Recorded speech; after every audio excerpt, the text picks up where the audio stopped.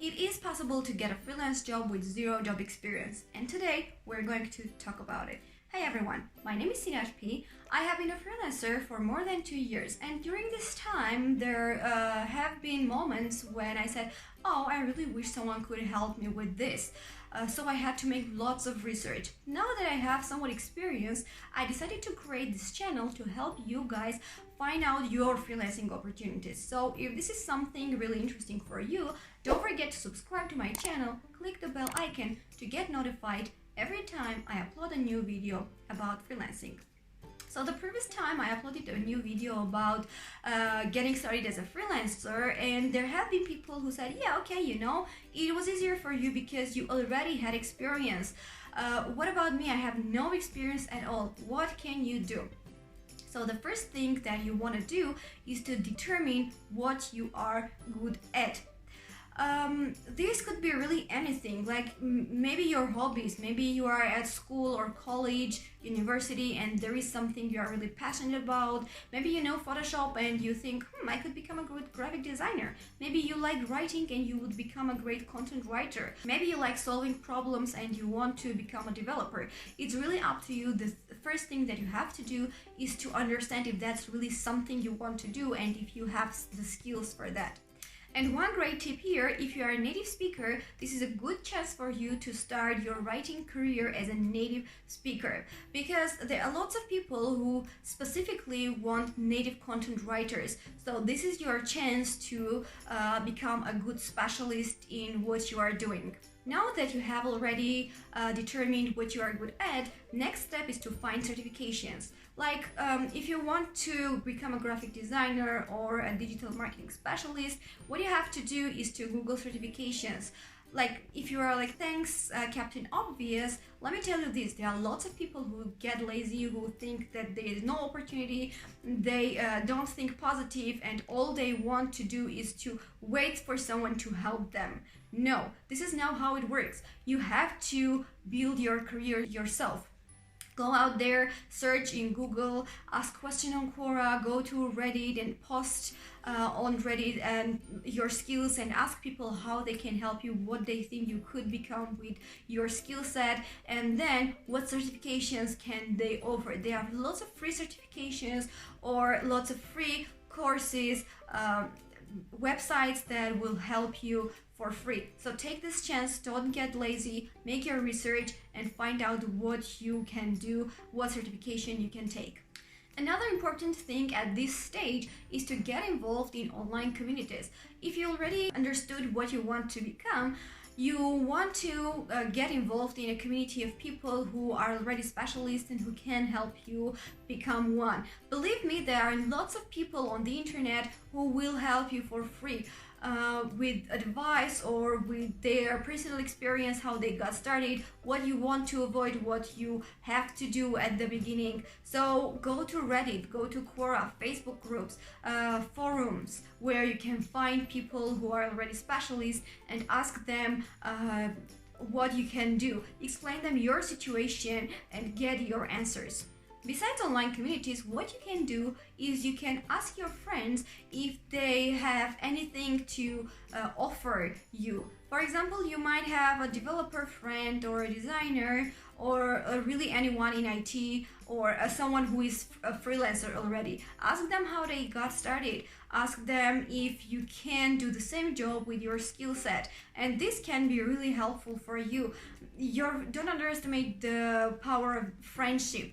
For example, when I wanted to change my career, I worked at school for 5 years and then I decided that this is not really for me. I got really tired and I couldn't bring any more value to school and to kids who I taught. So my friend was recruiter at that time, and she offered me to become a digital marketing specialist because she really thought I could do that, and I trusted her because she's my best friend and knows me a lot more than sometimes I do.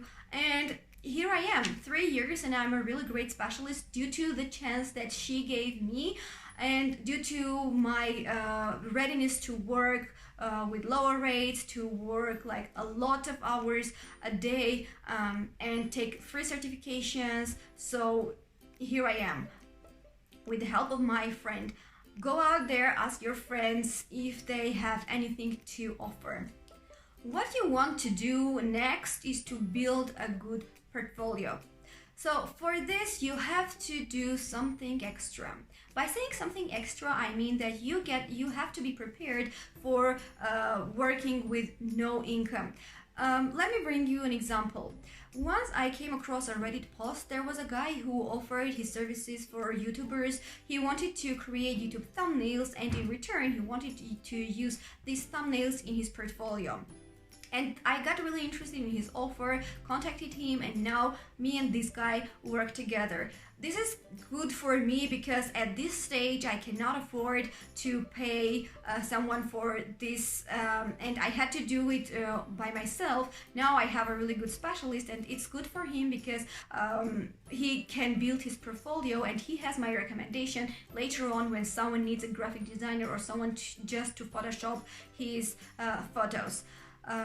So he builds a good network and he builds a good portfolio. And of course, I help him with suggestions on what he can do with his portfolio or how to stand out as a freelancer. When we speak about portfolio, it's also important to get involved in trending topics, especially if you're a designer. You want to get involved in topics that are booming, topics that are interesting to everyone at that stage. For example, one of my friends was really affected by the fires in Australia, and he created a landing page about saving animals, and if he sent this to a client, they would, I'm sure that they would like this.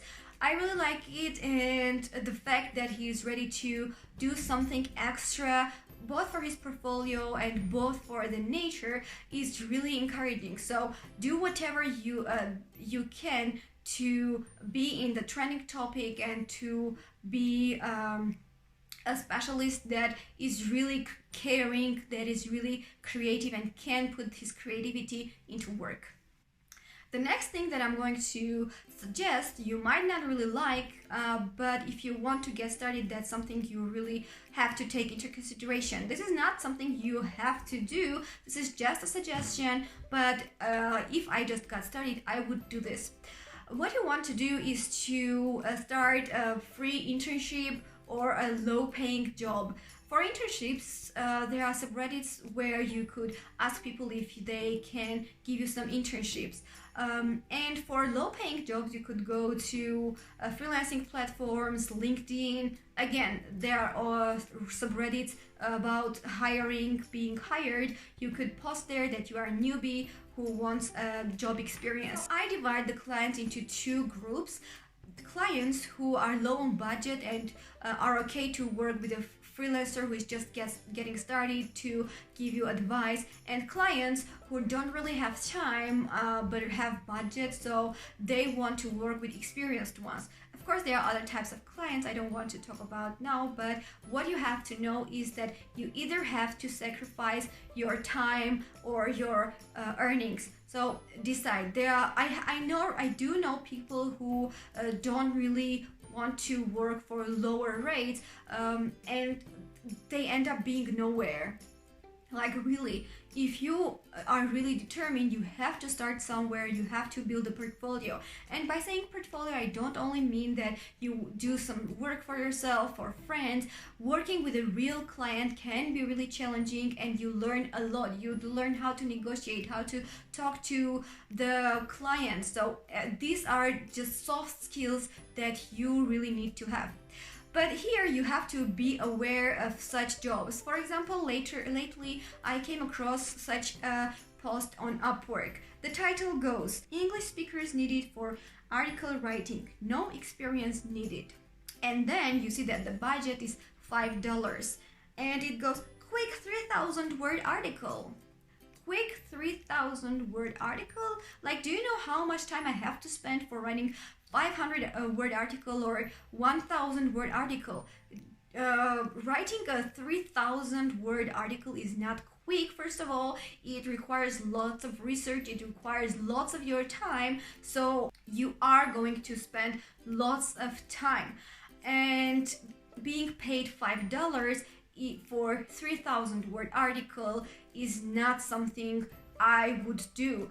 I am really ready to start with lower rates, but this doesn't mean that I am like someone who will work for $5 per 3,000 word article. So be really aware, understand if the client is just someone who wants to use you as a newbie, who wants to manipulate you, but someone who is eager to help you grow as a freelancer and you help the client with your services. Maybe you are just starting, but you are really good at what you are doing, you have really creative ideas and you can help this client.